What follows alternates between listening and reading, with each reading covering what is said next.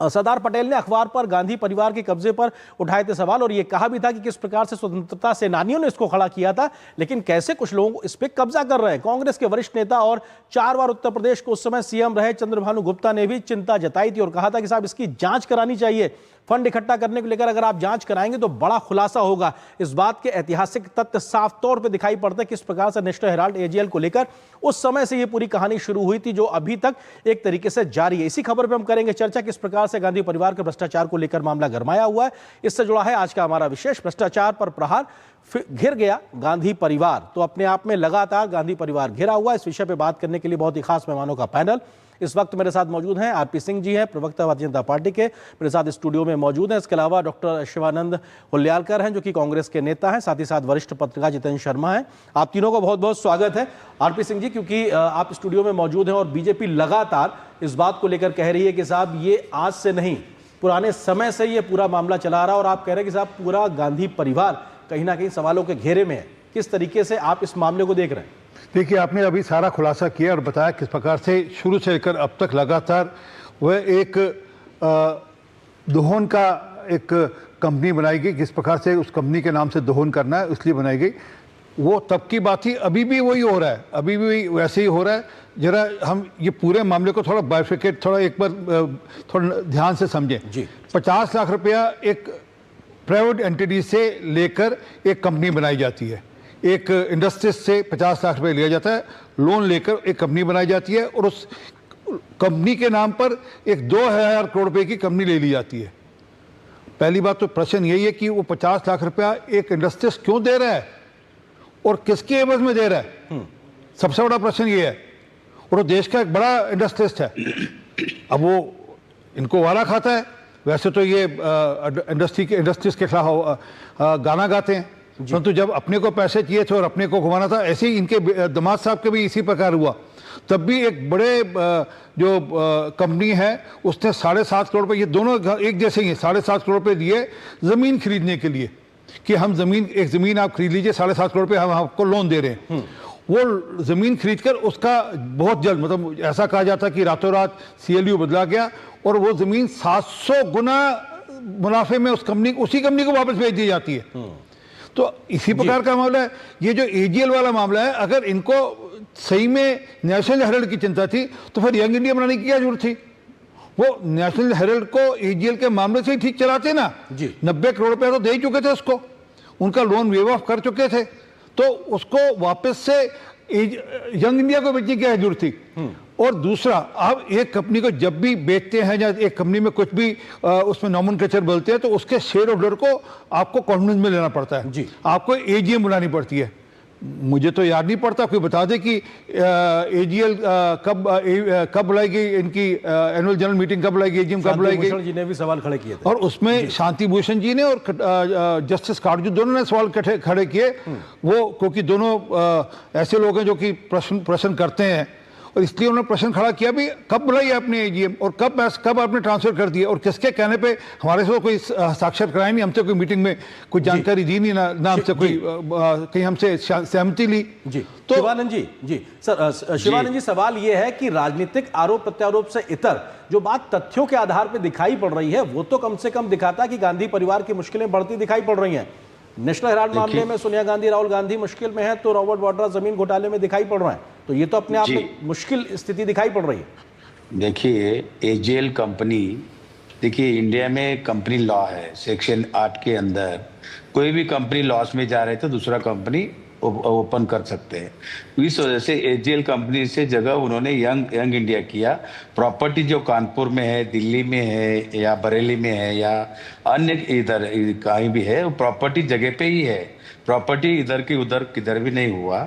12 साल पुराना केस है। ED जिस तरह से काम कर रहे हैं, अभी देखिए अमेरिका सामने अर्थव्यवस्था है, एजुकेशन शिक्षा है, आज वक्फ बोर्ड का चर्चा चल रहा है, उसमें अचानक ये चार्जशीट तो लॉ एंड ऑर्डर के हिसाब से FIR होने के बाद चार्जशीट आता ही है। अभी 9 अप्रैल को डेट खत्म होने वाला था, उसके पहले ही उन्होंने चार्जशीट डाल के और रूल लॉ एंड ऑर्डर्स के हिसाब से सिस्टम है, संविधान के हिसाब से काम चलेगा।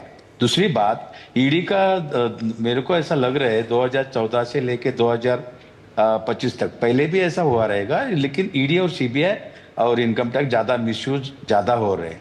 सर आपके देखिए, समय में सुप्रीम कोर्ट ने कहा था कि सीबीआई को लेकर पिंजरे में बंद तोते की तरीके से उसको जिक्र किया गया था, लेकिन अभी सरकार ये कहती है कि कैसे वसूली हो रही है, वो आंकड़ों के साथ इस बात को कह रहे हैं। मुलायम सिंह यादव जी ने क्या कहा था आपके राज्य में सीबीआई को लेकर? अभी भी देखिए, कोई भी नेता के ऊपर 99% केसेस ईडी का हो या सीबीआई का, किसी को भी सजा होता नहीं है। 1% वो भी बिजनेसमैन कोई रहे तो उसके ऊपर होता है। ये रिकॉर्ड है इंडिया में, लॉ एंड ऑर्डर संविधान के हिसाब से होता है। दूसरी बात, चार्जशीट का इतना बड़ा मुद्दा बनाना, चार्जशीट तो देखिए लॉ एंड ऑर्डर के हिसाब से वो लॉ के सिस्टम से एफआईआर होने के बाद चार्जशीट होता है जी। लेकिन सर 4 महीने में 700 गुना मुनाफा कमाना, ये तो बड़ा बेहतर बिजनेस मॉडल की तरीके से पूछताछ हो रही है। नहीं, उसमें कोई भी मनी लॉन्ड्रिंग हुआ नहीं है। एजीएल से लेके रॉबर्ट वाड्रा की बात हो रही है साहब। रॉबर्ट वाड्रा ने 4 महीने में 7.5 करोड़ से 58 करोड़ रुपया कैसे हो गया, और 7.5 करोड़ रुपए वापस भी नहीं दिया उसको। सुनिए जी, देखिए 20 साल पुराना केस है रॉबर्ट वाड्रा का। खुद खट्टर साहब ने 2 बार क्लीन चिट दिया है। तिंगरा जज साहब ने भी उसमें, भूपेंद्र हुड्डा ने क्या बयान दिया वो बता दीजिए। दूसरी बात, खट्टर साहब ने खुद क्लीन चिट दिया। 20 साल से यही चल रहे। 2019 में उनको बुलाया, उनका रेड हुआ, पूरा जांच हो रहा है। जो भी है कानून के हिसाब से, संविधान के हिसाब से होगा। ठीक है जितेंद्र शर्मा जी, सवाल ये उठता है कि क्या ये पुराना 20 साल हो गया, 15 साल हो गया, तो क्या कानून या तरीके से गुनाह कमजोर होता दिखाई पड़ेगा? लेकिन जब तथ्य सामने आ रहे हैं तो कम से कम दिखाई पड़ रहा ना। आज गांधी परिवार मुश्किलों में गिरता दिखाई पड़ा, वही भ्रष्टाचार के मामले में। शिवानंद जी मैं आता हूं आपके पास, शिवानंद जी मैं आता हूं आपके पास, जितेंद्र जी से सवाल। बिल्कुल सही कहा आपने, क्योंकि इस समय जो गांधी परिवार के लिए है मुश्किलें हैं। मैं आपको फैक्ट्स के साथ कुछ चीजें बताता हूं। यंग इंडिया कब फॉर्म की गई? 23 नवंबर 2010 में। 23 नवंबर 2010 में यंग इंडिया कंपनी बनाई गई। इसके सबसे पहले जो डायरेक्टर थे वो कौन थे? सत्यम गंगाधर पित्रोदा और सैम पित्रोदा और सुमन दुबे, ये दोनों डायरेक्टर थे इसके। और दोनों ने डायरेक्टर बनते ही इसके जो शेयर्स हैं वो सोनिया गांधी, ऑस्कर फर्नांडिस, मोतीलाल वोरा, राहुल गांधी और इन सबको ट्रांसफर कर दिए, यानी कि 6 डायरेक्टर बन के आ गए। अब आप सोचिए कि सिर्फ 2 महीने के अंदर ही, मतलब ये 22 जनवरी की बात है, 22 जनवरी 2011, 22 जनवरी 2 महीने के अंदर ही उन्होंने सारे शेयर जो है इन दोनों के नाम ट्रांसफर कर दिए कंपनी बनते ही। और इसमें मजे की बात एक मैं बताऊंगा आपको कि एजेएल यानी एसोसिएट जनरल लिमिटेड के जो शेयर थे वो 26 फरवरी 2011 को ले लिए और मालिकाना हक जो था एजेएल के पास था। तो उससे पहले मैं बताऊंगा 2008 में एजेएल जो है अपने अखबार, जो 3 अखबार चलाता था, नेशनल हेराल्ड, नवजीवन और कौमी आवाज जो कि उर्दू था, वो बंद कर चुका था और अपने सारे जितने भी जर्नलिस्ट थे उन सबको रिटायर कर चुका था जी। अब यहां से मैं एक फैक्ट आपको बताता हूं। यंग इंडिया कब फॉर्म हुई? 23 नवंबर 2010 को। एजेएल के अंदर जो डायरेक्टर थे ऑस्कर फर्नांडिस, वो कब बने थे? 17 जून 2010 को जी, यानी कि नवंबर से पहले ही बन गए थे। ठीक है, और वो बाद में कब गए? यंग इंडिया के अंदर भी वो डायरेक्टर बन गए। तो कॉन्स्पिरेसी कहां से शुरू हुई? पहले ही शुरू हो गई। अब मैं इसके बाद आगे बताता हूं कि जो लोन दिए गए थे, भाई कांग्रेस पार्टी ने लोन दिया, एजेएल को लोन दिया कि भी आप किसी ना किसी तरीके से, पुराना अखबार है, प्रॉपर्टीज, आप इसको रिवाइव करते रहिए। अब आपको इसमें ध्यान रखने वाली बात यह है कि एजेएल, इसके पास देश भर के अंदर प्रॉपर्टी थी जो कि करोड़ों की थी। करीबन आज की वैल्यू जो है, वैसे बताते हैं कि 700 करोड़ रुपए कुछ है, कुछ बताते हैं 2000 करोड़ रुपए, लेकिन अगर असेसमेंट किया जाए इस समय तो करीब 5000 करोड़ रुपए की ये प्रॉपर्टीज है, जो कि दिल्ली, लखनऊ, पुणे और दूसरे कई शहरों के अंदर है, मुंबई के अंदर है। वो 50 लाख रुपए में एक तरीके से अधिग्रहित कर ली गई थी। मैं आता हूं आपके पास, आरपी सिंह जी। 50 लाख भी नहीं है, माफी चाहता हूं, 50 लाख भी नहीं है, अपने तरफ से तो एक पैसा नहीं लगाया। मैं आपको एक मजेदार फैक्ट इसमें बताता हूं आपको, ये जल्दी से। जो इस कंपनी को अधिग्रहित करने के लिए यंग इंडिया जो बनाई गई थी, 5 लाख रुपए कैपिटल थी। इसको लोन को चुकाने के लिए जो इनको चाहिए था 50 लाख रुपए में कर देंगे। 50 लाख रुपए किससे लिए गए थे? डॉटेक्स से लिए गए थे। डॉटेक्स एक शेल कंपनी थी जिसको कौन चलाते थे? जो शुरू की गई थी सुनील भंडारी और सुनील सांगानेरिया, जो बाद में आरपीजी को बेच दी गई। ये बहुत बात की बात है। लेकिन 50 लाख रुपए जो लिए, 1 करोड़ रुपए इनसे लोन लिया गया था 14% सालाना ब्याज के ऊपर, जिसमें 3 महीने का ब्याज ही करीब 3.5 लाख रुपए था। आरोपी के तौर पर सुनील भंडारी का नाम एक तरीके से चार्जशीट में भी दिखाई पड़ रहा है। आरपी सिंह जी वो ये कह रहे हैं कि साहब इतना पुराना मामला है, आपकी केंद्र में सरकार रही, आपकी राज्य में सरकार रही और आप लोग लगातार जांच करते रहे, कभी कुछ ऐसा हुआ ही नहीं। आप लोग खाली राजनीतिक विद्वेष से ये पूरा मामला आगे बढ़ाने में लगे हुए। पहली बात तो ये ध्यान में कर दिया जाए कि ये मामला 2012 में शुरू हुआ, ना कि हमारी सरकार के रहते हुए शुरू हुआ। ये जो पहली कंप्लेंट थी इसमें 2012 में हुई, एजीएल और ये जो नेशनल वाले मामले में। दूसरी बात, अगर जल्दी हो तो कहते देखो जी ये तो तंग कर रहे हैं, जल्दी कर रहे हैं। भाई एक प्रक्रिया है, उस प्रक्रिया के अंतर्गत ये ब्लू कॉलर क्राइम है। ये नहीं कि किसी को आपने चक्कू दिखाकर, बंदूक दिखाकर आपने पैसा लूट लिया हो। ये आपने दिमाग लगाया। अभी बताया ना किस प्रकार से एक नकली कंपनी, फर्जी कंपनी खड़ी की गई, उस फर्जी कंपनी में पैसा लिया गया, उस फर्जी कंपनी में फिर पैसा घुमाया गया। ये पूरी की पूरी जो कड़ियाँ जोड़ने में समय लगता है। तो उस फर्जी कंपनी के डायरेक्टर कौन थे, वो पैसा कहाँ से घूमा, वो कहाँ पर बेस थी कंपनी जहाँ से पैसा घूमा गया। ये देश में एक नया प्रकार की प्रक्रिया शुरू हुई थी कांग्रेस के टाइम में, जो कि हमारी सरकार ने आकर इस प्रकार की सारी फर्जियां कंपनी बंद कराई। और लाखों कंपनियां ऐसी थी जो उस पैरामीटर में आई जहां वो बंद की गई। परंतु जो मूल बात है जी, क्या ये इस बात से मुकर सकते हैं, इस बात से ये कह सकते हैं कि नहीं ठीक नहीं है कि वो जो 2000 करोड़ रुपए की प्रॉपर्टी है, ये कहते हैं कि वो नॉन प्रॉफिट कंपनी के पास गई, परंतु उसकी जो मैनेजमेंट है, उससे जो किराया आएगा, वो किराया कहाँ खर्च होगा, उसके जो रेंटल इनकम्स है वो कहाँ खर्च होगी, उस पर भी प्रश्न है।